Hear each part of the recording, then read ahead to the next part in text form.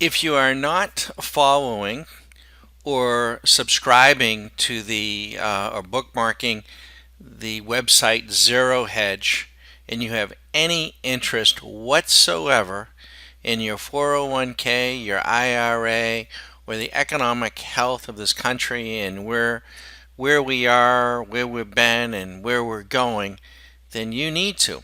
It's free, and it's basically a collection of financial articles, and for the most part, from folks all over the world. I wanted to highlight anyone who's listened to me. I'm Banging On at Stock Market Caddy, and it's not many. I admit it.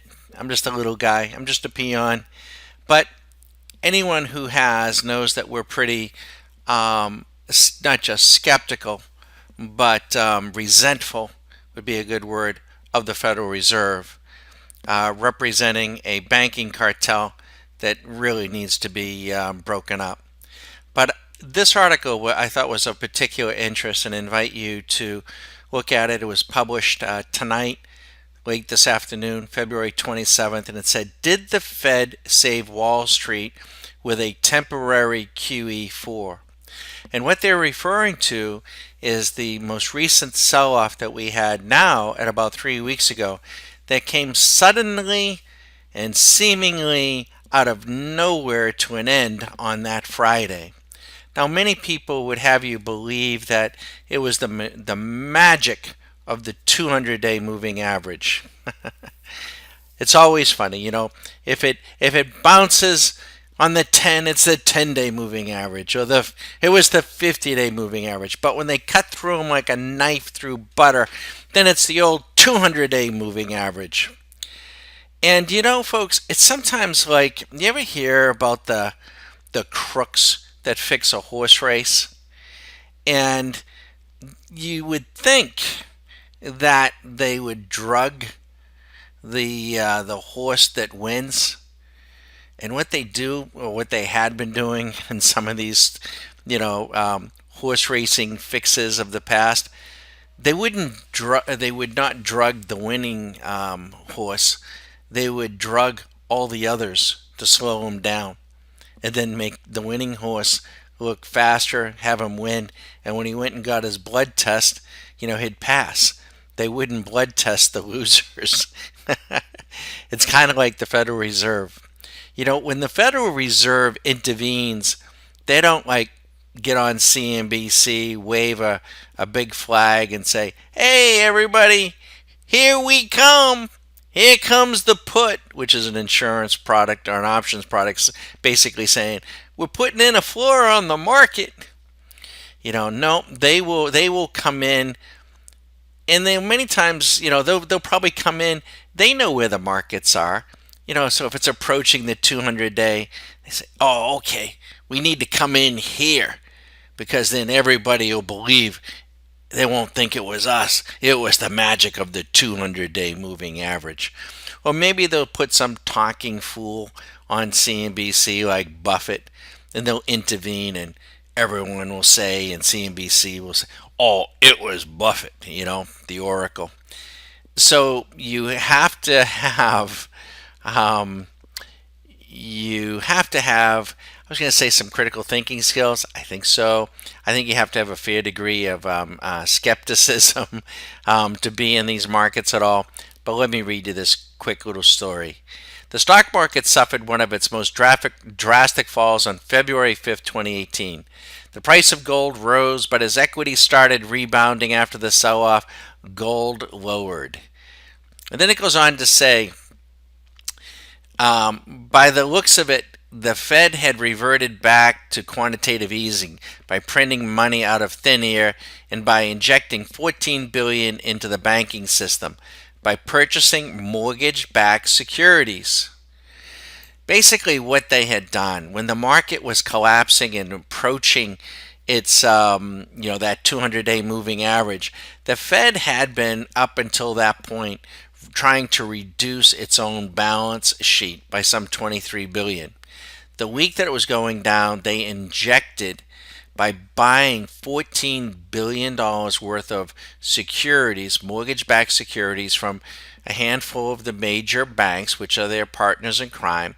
And then those banks what is it says is important to realize that the cash injected can be leveraged 10 times.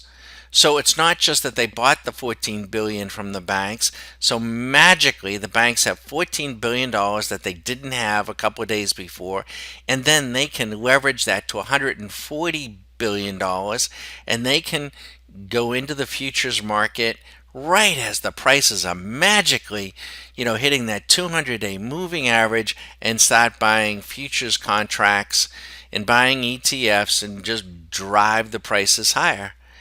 And then magically, the confidence, the old C word, is back in the market. And we're back to pumping this and pumping that. Folks, be careful, okay? Because, they have you looking left, and then they hit you with the right hand, Like I say, it's not necessarily the winning horse. It's all the other horses. So, why did the market hit a V bottom? No, it wasn't really the 200-day moving average. It was because the Fed injected through the banks about $141 billion that they didn't have a few days before. They didn't have that kind of money to come in and prop the market up. Now, why is the bank doing that? Why is the Federal Reserve doing that?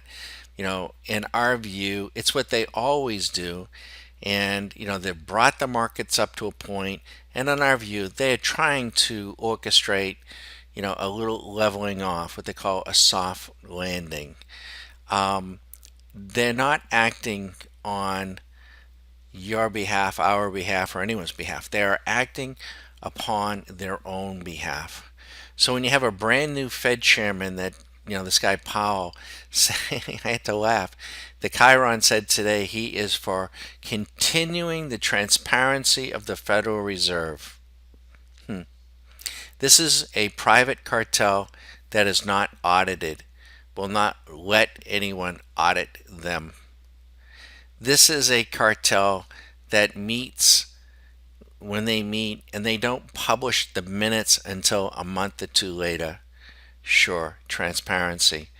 Transparency, my arse. I'm Bag of Don at StockMarketCaddy.com. We're a mentoring site. We're not a broker. We're not a broker. We're not a financial advisor. We are extreme skeptics. We have been for years. And, it's not what we do day in and day out. Day in and day out, we trade, and we're traders. But by the same token, we are students of the game. And these so-called economists, I had to laugh. Yellen was talking today that if she hadn't gone into economics, she would have been a math major. Prior to 1950, economics was not even a college major. And today, they would have you believe that economics is a science, that it's math, that it's complicated. These pseudo-scientists are nothing more than academic stooges for the banking system. And I'm not so sure what kind of a math major she would have been, okay, with sleight of hand tricks that we see here from the Federal Reserve. Wasn't exactly on the top page of the New York Times. It wasn't on Bloomberg. We have to dig it out here, courtesy of Zero Hedge, how they basically inject money. So you need to know, whoever you're following, whatever system you're using, also understand, because we certainly do. There's no magical indicator or strategy. The Federal Reserve and the banking cartel, they can take these markets up, they can take these markets down, they can do whatever they want to do whenever they want to do it. And never lose sight of that. We don't. We always keep our left hand high. Good luck, everybody. I'm Bag of Don at StockMarketCaddy.com, and we'd love to have you join our little private club. They have their banking cartel. We have the Green Jacket Club at StockMarketCaddy.com. Critical thinking individuals who want to control this part of their life. Good luck.